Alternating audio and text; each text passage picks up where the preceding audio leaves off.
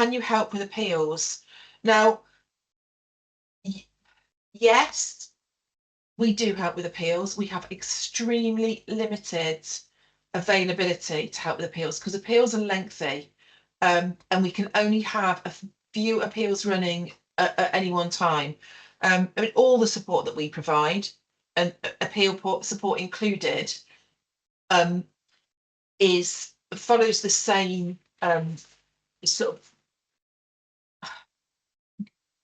promise from us. We only take on work that we can complete to the quality and the standard that we would provide for our own child. And if we take on work for you, we treat your child as our child. We don't cut corners.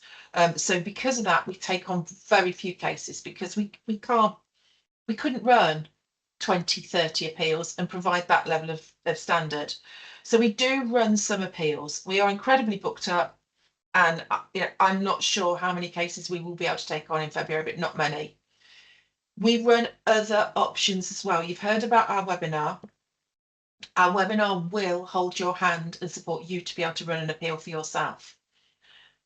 We also offer further hand-holding during the process. A lot of parents have had, especially at phase transition last year, had incredible success by buying the webinar, lodging the appeal themselves, and then booking meetings, 3 or 4 meetings during the process at key points. If you time those meetings carefully, you can use a one-on-one meeting to review where you're up to in your case so far, review what evidence has been submitted by both sides, and then action plan the next steps. Go away and complete your action plan, book another meeting a few weeks later, a month later, a couple of months later, and do the same for the next part of the process. Especially relevant if we've checked your EHCP, if you know, going back to the previous one, if you know what you're appealing, you've jumped ahead massively by that point, because you're absolutely hitting the ground running, because your EHCP, you know that it's been, you've got your professional reports have all been cross-referenced into that, and it's now worded to legality. So if you've had that done, we have a lot of parents that is the biggest issue. That's the hardest part for them to actually be able to identify.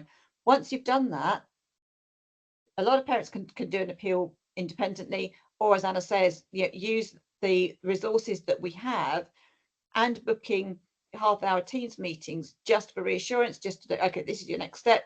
What are the local authorities saying? This is what you do next. That in itself can be empowering you to have those skills for you to be able to take yourself through that process, but not feeling that you are out of the wilderness without a map. You absolutely know what you're doing. Yeah, absolutely. And usual caveats, if you haven't heard them before, usual caveats apply in taking on support. Advocacy is an unregulated business. That means anyone can set up as an advocate, and there are good advocates and there are extremely poor advocates. Extremely poor advocates will take on work, take huge sums of money, and deliver nothing on occasions, or deliver very shoddy substandard work. And because it's unregulated, there is nothing you can do about that. So we haven't done this for a long time, actually, have we? The things you need to check out, just like you would with an EP or an OT or a SALT, there are things you need to check out if you're thinking of taking on an advocate. You need to check their experience, their qualifications. You need to check their reviews. They should have public reviews somewhere on a site that they can't manufacture. So Google reviews, Facebook reviews, those are the two really that once those, if someone leaves a review, that review is there. It can't be changed by the person themselves. You need to check that they are insured. They should have public indemnity insurance. They should be able to provide you with their public indemnity certificate. They should be DBS checked. They should be registered with the Information Commissioner's Office and should be able to provide you with a number for that. If they are VAT registered, they should be very upfront with their VAT number. You should be able to, if they are a company, you should be able to search them on Companies House, find them, and have a little look at their trading history. Before you part with money to somebody that you have just met, through word of mouth or online somewhere, check out those things. If all of those things are looking good, then absolutely. Other forms of support, you can have solicitors, and solicitors will you can buy an hourly support from them. They will run an EHCP appeal totally for you. They are expensive. I mean, tens and tens and tens of thousands. They don't cross-reference, and they won't do a draft check for you. They're there for the legality and to do the actual hearing, but they won't be able to go through your EHCP and tell you which parts of that is good and which parts of it aren't. And if money is no object, then absolutely that's somewhere to think about. Ed Duff does a good.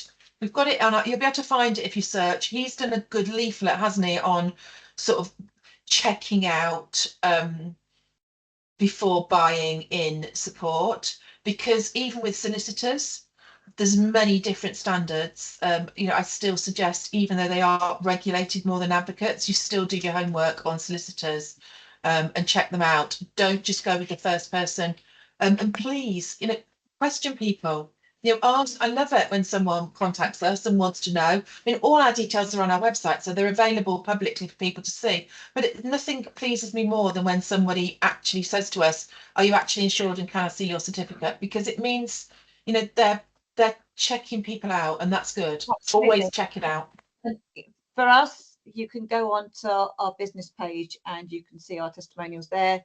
We also have them on our website, and ask on the group, because our members on the group use our services, and are very appreciative. They're very honest, and ask there, but absolutely do ask, because it is unregulated and people pay a lot of money, and it breaks my heart when I have somebody come up to me and ask me to do some work for them, and they say to me, because I've had somebody else do this, and then it comes out, and then they say to you, they took my money, they didn't do the work, or they gave me a template, they gave me a questionnaire, they filled out a template and then asked me for more money to actually do the work.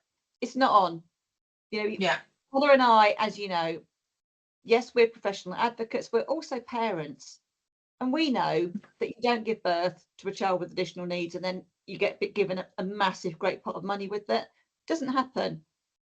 We need to look after our community, and we need to ensure that our community get the very best possible support.